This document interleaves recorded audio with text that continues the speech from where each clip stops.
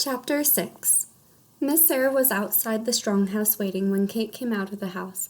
"Sorry to keep you waiting. The bus had a flat tire, so I had to walk a mile," declared Kate, feeling a little bad. "No worries. I was only waiting 5 minutes," Miss Sarah reassured, even though it was more like 10. Today again, she had taken her bike. At first, she was a little worried that she wouldn't be able to control it with only one arm. But she didn't feel like walking all the way up the mountain either. Fortunately, she managed all right and didn't fall off. Miss Sarah didn't drive and took her bike everywhere, including school. If she had to go beyond Glowing Springs, she'd take the train, and then she could get work done as she traveled. She never saw the need for driving and found other options better for the environment. Miss Sarah smiled at the young girl, and then the two walked over to the stable. Kate swiftly saddled up Lily, anxious to get looking, with the determination of the prince to get Sleeping Beauty to wake and save her from the sleeping curse. Miss Sarah was doing her best to saddle up Crystal, but with her arm broken it wasn't easy. Every time she went to latch the saddle it would slip and fall off the mare. Again she would toss it over the horse's back and repeat the same failed attempt. Kate came over to help her finish saddling up Crystal. Then she helped Miss Sarah up onto Crystal by sliding a stool over and holding her hand. Once Miss Sarah was up, Kate handed her a map and a highlighter, which were tucked away in a small satchel. "Meet me back here at 7 o'clock, and don't get off of Crystal without me," ordered Kate. "I won't," promised Miss Sarah, knowing it was safest that way. Kate smiled and took off west. Back at the Sia paper, the silence remained throughout the island. Some days Tahra longed for the peace and quiet, but being here in the quiet for days was getting boring. Even her imagination was losing its entertainment. Tahra lied on the sand, looking up at the clouds, wishing for a sound. Today would have been hotter if there wasn't a breeze going. The thought of a breeze gave Tahra an idea to make a wind chime. A wind chime would add a beautiful melody to the silent island. She quickly sat up and set off to go find vines and sticks. Tahra returned after a little bit and had collected enough sticks and vines in order to make a wind chime. She began to hollow out the sticks by digging out the wood inside, but leaving the outer layer. Last year, in one of her classes, Personal Living Survival, they taught her how to hollow out sticks as one of the projects. The project had been carving out the sticks can transform into a flute or a horn of sorts, and it would be good for emergencies. Once Tahra finished hollowing out the sticks, which took a long time, she began to tie them together with the vines. Now the wind chime was finished. She hung it from a nearby tree branch. The angelic sound of bells resounded around on the light breeze, floating to every corner of the island. Tahra took a deep breath and sighed happily as the music filled her soul. A sense of peace washed over her for a moment, and she believed she was in some fairyland, where nothing could go wrong and everything was fine. It inspired her and made her want to create music that would capture the feeling she felt in the moment. She had her eyes closed and soaked up the song, and the wind made the chimes play. For a moment she envisioned herself gliding about the island in the future to the melody, floating through the air. Then she realized the wooden chimes wouldn't be able to be heard from the parts of the Sia paper, and she needed to make more. At once she made smaller chimes, and it was nice having a musical sound for the first one to listen to as she worked. The smaller wind chimes she was going to hang all over the small island, so there wouldn't be a place of silence again, and knew it would really bring the place to life. Back in Glowing Springs, the clock showed 7 o'clock exactly as Kate and Miss Sarah trotted towards the stable. Kate hopped off of Lily and helped Miss Sarah down very carefully, using a stool also to help. Just as Kate had done earlier, she unsaddled Lily and then unsaddled Crystal. Scarlet and Moonlight were not in the stable, though. It was normal for Scarlet not to be there because Beth gets home from work as a high school math teacher at about 4:30, or even sooner, the same time Kate and Miss Sarah leave the house on the horses. Along with being a math teacher, Beth is a writer. Normally when she gets home, she would work on her books, but with Tahra missing, she would come home and ride out on Scarlet looking for her. On the other hand, Nick only gets back at 7 o'clock. It was weird for Moonlight not to be in the stable. It wasn't like Charmaine and Liliana were out on the mountains looking either. Today, Liliana had dance class, and Charmaine was doing something as well, even though they would have rather be looking for Tahra. As Kate and Miss Sarah were grooming the horses, they heard horse steps outside the stable. Just then, Beth trotted in on Scarlet. "Hi, Mom, you're back early," greeted Kate, knowing her mother usually remained out searching until around 8 o'clock. "I know, I have to pack for my trip to New York City, remember?" responded Beth. "That's right, your publisher would like to talk to you in person. How long did you say you would be gone for? 4 days. I'm leaving tomorrow morning and coming back Tuesday. Mom, why isn't Moonlight in here? I let him out in the pasture since your dad has to work an hour more tonight. Oh yeah, I totally forgot. I got to get packing, but I'll catch you later, Beth responded, heading out of the stables. Once the horses were groomed and back in their stalls, Miss Sarah and Kate walked out of the stables. They walked over to the bench that every night Tara and Kate would watch the sunsets together on. That is one on the nice, warm nights. Kate, I'm really sorry, but this weekend I'll not be able to help look for Tara. My sister, Hannah, is coming over, and I rarely get to see her, explained Miss Sarah in a guilty way. That's okay. You do not have to apologize. You are giving your own time to help look for my sister. You should be allowed to have some personal time, too, responded Kate. You do make a good point, but I still wish I could help you. Tara needs to be found. It's fine. It is only 2 days. I think we'll survive without your help. It has been since Monday that Tara disappeared. Do you think maybe I said something which would have made her run away? Kate, you know as well as I do that you both love each other very much. If you happened to say something to upset her, Tara would have told you. Then she would have sat down and worked it out with you, as she has always done, replied Miss Sarah, giving Kate reassurance she did not say anything to chase her beloved sister away. True, but what if I had said something so terribly bad that Tara did not even want to give me a chance? Now come on, you would have known if you had said anything to upset Tara in any way, declared Miss Sarah with a small chuckle. Yeah, but maybe I did something else which could have caused her to run away. You must worry a lot. I mean, you fret more about me, and you fear you are the cause of Tara's disappearance. I assure you, Kate, you had nothing to do with her strange vanishment. You are right. I do worry a lot, but I am also very young, and a lot of young children worry. You should have your mom call the police to have them help, suggested Miss Sarah, knowing the police would be a big help. She wondered why they hadn't already. She assumed if they had, surely she would have seen them all over scouring the land for Tara. She already did, but Christina, the assistant chief officer, told her there is nothing she could do to help us at that particular time.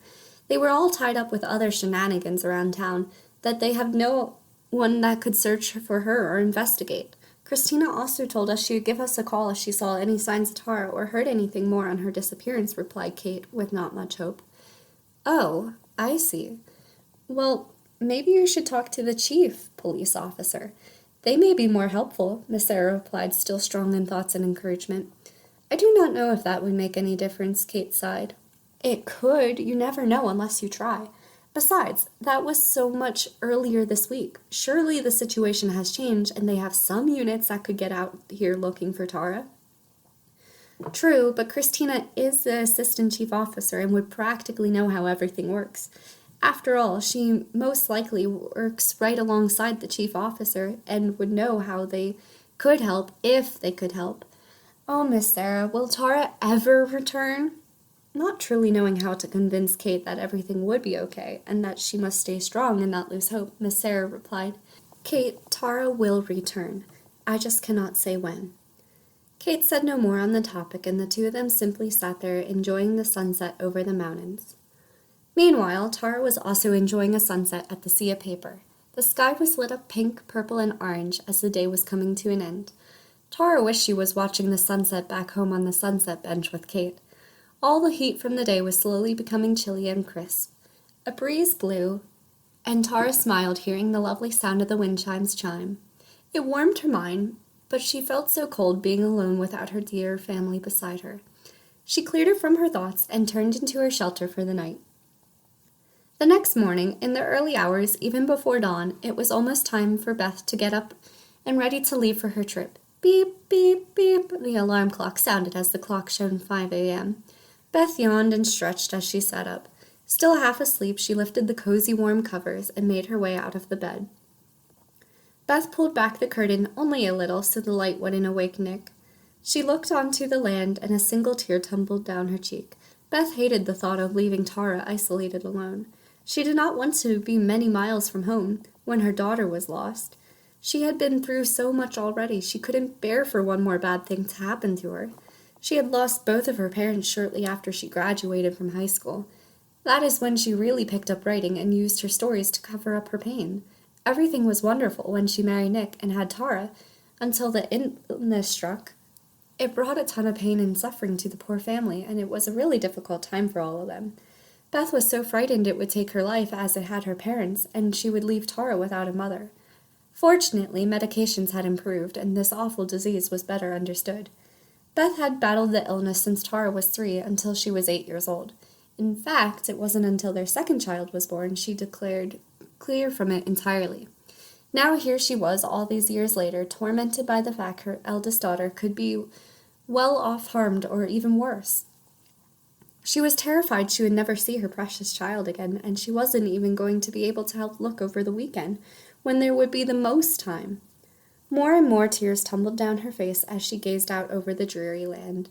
Softly she begged, "Guard her, Ava, guard her. Please, oh please, don't let anything happen to my dearest Tahra. Protect her, and please bring her home safe.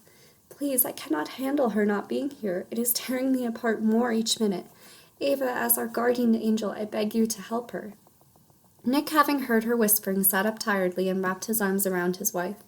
Affectionately, he rubbed her back, trying to calm her down, but it did little to help her. A little later, Beth picked up her suitcase and grabbed a small snack. The clock showed 6 o'clock as she headed out the front door. As of right now, she was doing great and remaining on schedule. At the same time, Tahra awoke wondering what she would do today to keep herself from being bored. She thought maybe later she'd go swimming in the stream, but not now though, because the cold night air probably cooled the water off and was still lingering. She already made wind chimes, and Tahra was wondering what she could possibly do. Then she thought, this place has sand. Why not build a huge sand castle? The waves won't wash it away. Since the water is paper, it was the perfect idea and would entertain her for a while. Meanwhile, in Glowing Springs, Nick was in the kitchen making breakfast when Kate walked in. "Good morning," Nick greeted Kate as she entered the kitchen. Kate smiled sleepily and sat down. "You know, on Saturdays, I only work until 1 o'clock, so then we could take a day break from looking for Tahra and do something fun together." "That would be fun, but I think we should look for Tahra." "We will at 7 o'clock, when I normally would get home." "Why should we be allowed fun with Tahra missing?" asked Kate. "Kate, you need to enjoy the lake, meaning be positive. In order to think clearly, we have to give our minds a break and a chance to relax, kind of to reset our thoughts." Kate remembered from fairy tales most of the time the characters would start having fun, and then the final battle would begin. Then, after that, everything would be perfect. Kate realized what her dad was trying to get at, and knew this was the part of the fairy tale where they needed to take a break. Although to them it did not feel like a fairy tale, but a living nightmare. Kate answered her dad, "All right. See you when you get home." Just then there was a knock at the door, and Nick went over to get it. "Hello, Mom. Thank you for coming to watch Kate," he cried and hugged the woman. She answered, "Oh, it's no problem. I cherish any time I get with my grandchildren. Your dad would have loved to come, but there were a few things he had to take care of." "Not a worry. I'll be home after 1 o'clock, and we were planning to take a mental break from searching for Tahra. You're welcome to join us if you want." "Thank you, but I also have things to do at home, and it is not a 10-minute drive home." "While you are at work, do you want me to help look for Tahra? Or are there chores that have been put off, or would you like me to work on?" "Mom, no, just spend time with Kate. I have to go, but have fun." The sky was all gray all the way across. Not a tiny bit of blue shone through. For the last hour it had been downpouring. Beth was 50 miles from the house and stuck in traffic since 7 o'clock, and it was now 8 o'clock. In that hour she had moved a mile, if even that. Everyone around her, including herself, showed not a bit of sunshine. Knowing nothing around there would cheer her up, Beth let her mind wander the 50 miles back to her house. She thought about Nick. Right now he would be leaving the beautiful cloud-white house, with a purple trim around the doors and windows. Then Beth thought about Kate and Tahra, both safe at home, having fun playing games on any normal weekend. Beth wished Tahra was home, and not just because Kate was by herself, but she missed her. She did not get herself to smile for a while, but she thought of Tahra not being home nearly made that smile go completely away. "I wonder if Nick or I did anything that could have caused Tahra to run away," thought Beth, still blaming herself. The thoughts of the morning surfaced, and tears once more poured from her eyes. Beside her in the passenger seat, the angel Ava appeared. Hating to see Beth so upset, she reached her arms towards her to try to comfort her. Beth gazed at the young angel and gently snapped, "No, I don't need you. Go to Tahra and keep her safe, please." Ava remained a minute more and then disappeared. At the same time, Tahra was having a better time than her mother was. Tara's castle was beginning to look terrific. As of now, the structure was done. She only needed the towers. Tara was glad that the building the sandcastle took her mind off of home. She was still having fun building, that she was even smiling. Tara nearly lost her smile when she remembered last year Kate and she had worked together to build a spectacular sandcastle. Tara pushed that thought away and focused on her castle. Just then she glanced up and saw the angel appear on the castle. Ava smiled warmly and waved to Tara. "Who are you?" implored Tara, recalling she had seen her the first day she was at the island. The young girl shrugged. "Can you talk?" "I can, but I don't like to. I'm quiet like you are," responded Ava. "Who are you?" "My name is Ava. Make it the simplest. I'm your guardian angel. Your parents are really worried about you and asked me to come check on you. I must go. Others need my protection. I trust you'll be safe, though?" "I will." Ava smiled and vanished. In the Glowing Springs police station, Marietta sat by Christina's side at the front desk. Then Christina stood up and moved behind her best friend. Gently, she brushed Marietta's shirt off her shoulder, where the cut was from a few days ago. Then she rubbed on a special lotion that helps it heal faster. "It's looking a lot better," commented Christina. "How does it feel?" "A lot better," Marietta answered. Just then the door chimed, and Marietta looked up to see who had entered. At once she lit up and sprang to her feet. "Papa!" She ran over to him and embraced him tightly. He kissed her forehead and held her close. "How's my little girl?" he thought. "I'm all right. What are you doing here?" "I came to visit you. I hope I'm not keeping you from your work." "You're not. I wasn't doing much at the moment. I didn't know you were coming. That must have been quite the drive across the state. How long are you staying? Why didn't you call ahead of time?" "There's a lot we need to discuss. If you are not busy, may I speak with you?" Marietta noticed his smile fade and knew it was a serious matter. Before she could say anything, he saw Christina and his smile returned. "Hey, Christina, how have you been?" "I am well," she assured. Marietta led her father to her office and closed the door.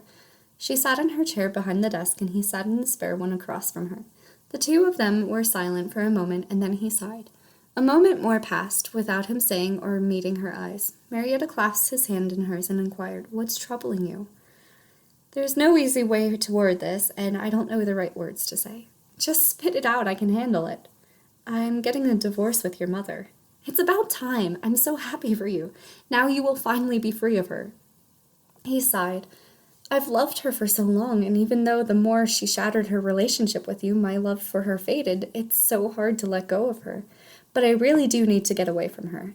I hate how the resentment you have with her put a barrier between us, and we didn't get to cherish all the moments we might have otherwise. I've been planning on leaving Violet since you graduated college 3 years ago and started working out what next. I am moving to Glowing Springs." "Wow, that's amazing." "I know. Now I'll get to see you more." "What about your dream of becoming mayor, though? You were so close to that rank, and Silver Hollow started to really acknowledge the impact you were making." "I'm not giving up on that, except now I'll strive to be the mayor of Glowing Springs. I already got a position down at Town Hall." "That's wonderful. Do you want help moving? Where are you living at?" "I can show you, and I'm already moved in. I was too busy unpacking to come tell you the news sooner. I could take you to see it now if you would like to spare a bit of time." "Sure, I'll let Christina know and we can be off." Meanwhile, Kate sat down on the green couch listening to her music and had the radio on listening to the news and the weather. She didn't really care for the news or weather, but she knew her grandmother liked it, so she had put it on. "If you are traveling on Route 81, you might want to find a better way to your destination because you will get stuck in a major traffic jam," began the radio. "The rain is still pouring down with no signs of stopping, and there has been a very bad accident. Some cars that have been in this traffic for over 2 hours. A car going south spun out of control on the slippery road and hit a pole. The force of the pole somehow flung the car across the highway to the side where the cars are heading north. Unable to stop, cars all the way across crashed. I'll tell you more on the story when I get more information. As of the moment, there are no fatalities, thankfully. I hope the people traveling in those cars trapped in the backup don't have to be anywhere soon." Kate began to worry. Is the accident as big and as bad as it sounds? Was her mom in it? "I hope Mom is okay. I hope she isn't stuck in that awful traffic," worried Kate, recalling how bored she had gotten when they were stuck in any type of traffic. She knew in her heart her mom was safe and not involved in the accident, but still worried anyway. Her mind raced from a million different topics, fearing for each of them. It was very difficult for her to calm down, and her breathing and heart rate picked up. Her grandmother placed her hand on her shoulder. Kate glanced over and forced a smile to break through her fear. "It'll be all right," promised her grandmother. Across town, Marietta and her father arrived at his new house, which was located away from the main parts of town and was in a little community. The two entered the house and Marietta gazed around, taking it in. Straight ahead was a doorway to the kitchen, and to the left was a living room that had one couch with 3 seats. Between the kitchen and the living room, there was a staircase that wound in the shape of the capital L. By a few of the steps were a couple of framed photos, including one with Marietta's father holding her as an infant. Another was her college graduation. Casually, he stated, noticing where she was looking, "I hope someday to have a key memory at each step so I can climb through my memories each night. Shall we go upstairs?" Marietta nodded and let him lead the way. When they got to the top, Marietta mentioned, "I'm surprised you chose this house. It's quite large for only you. I mean, my house is huge for one person, too. But you've always liked places smaller, I thought." "Whoever said I was living alone?" Before she could question what he meant, she saw a little kitten come out of the bedroom, curious to whom the guest was.